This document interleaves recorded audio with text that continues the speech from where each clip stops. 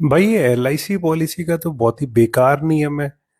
Premium भरते जाओ और अगर बीच में एलआईसी पॉलिसी बंद करानी है तो बंद नहीं करा सकते, बंद कराएंगे तो जितना पैसा भरा है उतना भी नहीं मिलेगा।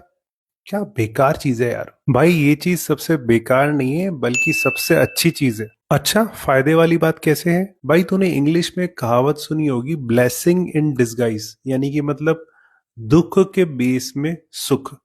तो एलआईसी के केस में क्या होता है कि अपन लगातार प्रीमियम देते जाते हैं लेकिन हम बंद नहीं कर सकते हैं। लेकिन ये बहुत फायदे वाली चीज है, क्योंकि अगर हम कहीं और इन्वेस्टमेंट करते हैं जैसे कि एसआईपी में या फिर एफडी में या फिर आरडी में, वहां पे आप इन्वेस्ट कर सकते हैं लेकिन आप हैंड टू हैंड पैसा विड्रॉ भी कर सकते हैं।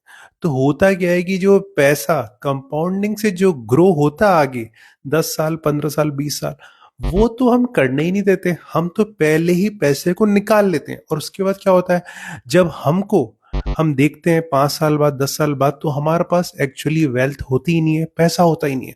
लेकिन एलआईसी के केस में आप पैसा विड्रॉ कर ही नहीं सकते, उसमें ऑप्शन ही नहीं है। तो देखिए कितना फायदे वाली बात है।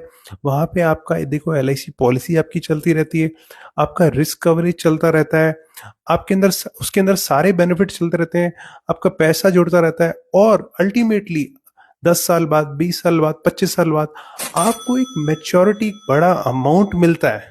तो आप सोचिए, एलआईसी पॉलिसी को आप बंद नहीं करा सकते, तो ये फायदे की बात है या फिर नुकसान की बात है? भाई ये बात तो तूने बिल्कुल सही बोली, मान गए।